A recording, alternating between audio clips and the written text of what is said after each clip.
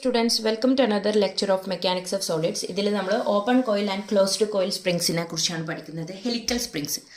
Springs നമ്മൾ normally കണ്ടിട്ടുണ്ട് അല്ലേ? ക്ലോസ്ഡ് കോയിൽ സ്പ്രിങ്സും ഓപ്പൺ കോയിൽ സ്പ്രിങ്സും. ഓപ്പൺ കോയിൽ സ്പ്രിങ്സ് പറഞ്ഞാൽ പേര് പോലെ തന്നെ കുറച്ച് ഓപ്പൺ ആയിട്ടായിരിക്കും നിൽക്കുക. നമ്മൾ പേനൻ്റെ റീഫില്ലറിൻ്റെ ഉള്ളിൽ അല്ലെങ്കിൽ പെന്നിൻ്റെ ഉള്ളിലുള്ള സ്റ്റിക്കി പെന്നിൻ്റെ ഉള്ളിലേക്കുള്ള നമ്മളുടെ സ്പ്രിങ് എന്നൊക്കെ പറയുന്നത് ആ ഒരു ടൈപ്പ് ഓപ്പൺ കോയിൽ സ്പ്രിങ് ആണ്. Next one closed coil spring ആണ്. ക്ലോസ്ഡ് കോയിൽ സ്പ്രിങ് എന്ന് പറഞ്ഞാൽ അതിൻ്റെ സ്പ്രിങ്സിൻ്റെ റിങ്സ് എന്ന് പറയുന്നത് ഭയങ്കര അടുത്തടുത്തായിരിക്കും. മെഷീൻസിൻ്റെ ഉള്ളിൽ, മോട്ടോർ ബൈക്കിൻ്റെ ഉള്ളിലൊക്കെ കാണുന്ന സ്പ്രിങ് ഒക്കെ ക്ലോസ്ഡ് കോയിൽ സ്പ്രിങ്ങിന് എക്സാമ്പിളാണ്.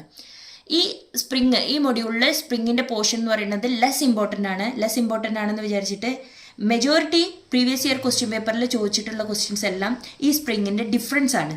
ഒരൊറ്റ പ്രാവശ്യം മാത്രം ക്ലോസ്ഡ് കോയിൽ സ്പ്രിങ്ങിൻ്റെ ഒരു പ്രോബ്ലം ചോദിച്ചിട്ടുണ്ട്. ആ പ്രോബ്ലം എന്ന് പറയുന്നത് ഇക്വേഷനിൽ ഡയറക്റ്റ് സബ്സ്റ്റിറ്റ്യൂട്ട് ചെയ്യുന്ന ടൈപ്പിലുള്ള പ്രോബ്ലംസ് ആണ്. അപ്പോൾ നമുക്ക് ഒരു 5 മാർക്കിന് ഓപ്പൺ കോയിലും ക്ലോസ്ഡ് കോയിൽ സ്പ്രിങ്ങിൻ്റെയും ഡിഫറൻസ് എഴുതാൻ പറഞ്ഞാൽ എങ്ങനെ എഴുതാമെന്നും ഒരു ക്ലോസ്ഡ് കോയിൽ സ്പ്രിങ്ങിൻ്റെ ഒരു പ്രോബ്ലം ചോദിച്ചാൽ എങ്ങനെ ആൻസർ ചെയ്യാമെന്നുള്ളത് നമുക്കൊന്ന് നോക്കാം. ഓപ്പൺ കോയിൽ സ്പ്രിങ്ങും ക്ലോസ്ഡ് കോയിൽ സ്പ്രിങ്ങും തമ്മിലുള്ള ഡിഫറൻസ് ആണ് helix angle of open coil helical spring is more than 10 degree. ഇതിലെ ഇമ്പോർട്ടൻ്റ് ആയിട്ടുള്ള ഒരു ഡിഗ്രിയാണ് 10 ഡിഗ്രി.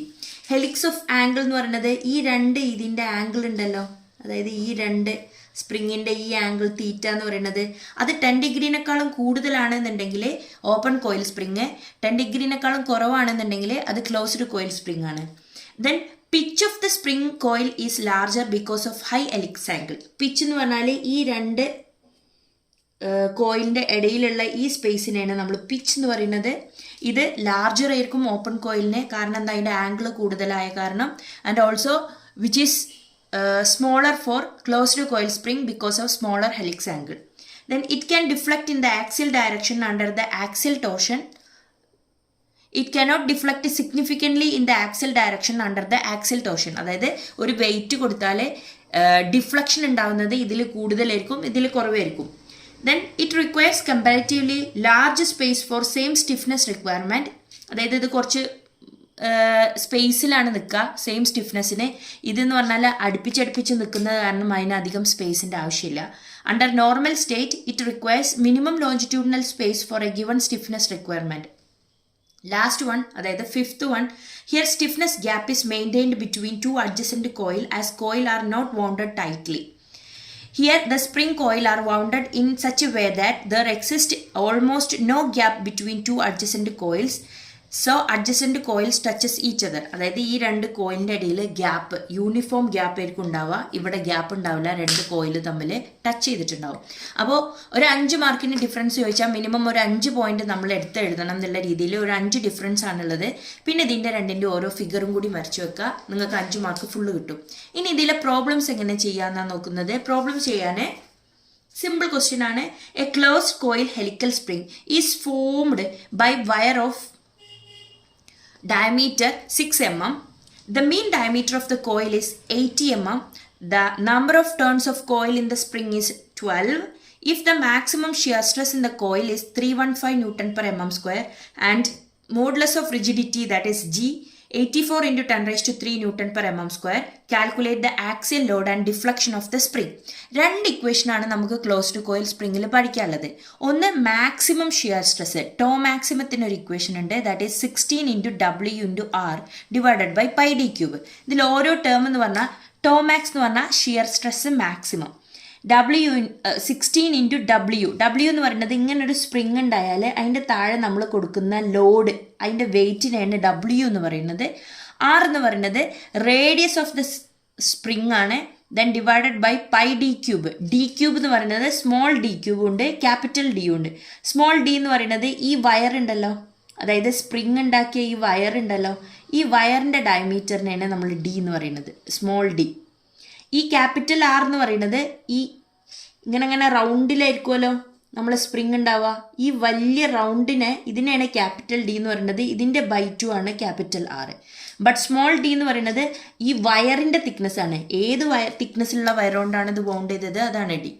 അടുത്തൊരു ഇക്വേഷൻ ആണ് deflection small delta which is equal to 64 into W R cube N divided by G D raise to 4. ഇതിൽ W load, R എന്ന് പറയുന്നത് ഈ ഡയമീറ്റർ ബൈ 2, എൻ എന്ന് പറയുന്നത് number of turns, N number of turn, G എന്ന് പറയുന്നത് modulus of rigidity, small D എന്ന് പറയുന്നത് ആ വയറിൻ്റെ ഡയമീറ്റർ. ഓക്കെ, ഈ രണ്ട് ഇക്വേഷൻ വെച്ചിട്ടാണ് നമ്മൾ നോർമൽ എല്ലാ ക്ലോസ്ഡ് കോയിൽ സ്പ്രിങ്സിൻ്റെ പ്രോബ്ലംസും ചെയ്യാൻ പോകുന്നത്. Given data set എഴുതി, that is small diameter. It is formed by a wire of diameter small d 6 mm. The mean diameter of the coil, main diameter of the coilന്റെ diameter ആണ് 80 mm.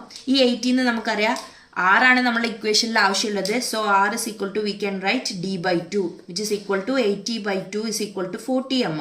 നമുക്ക് ഇക്വേഷനിലൊക്കെ ആവശ്യം എന്ന് പറയുന്നത് capital R ആണ്.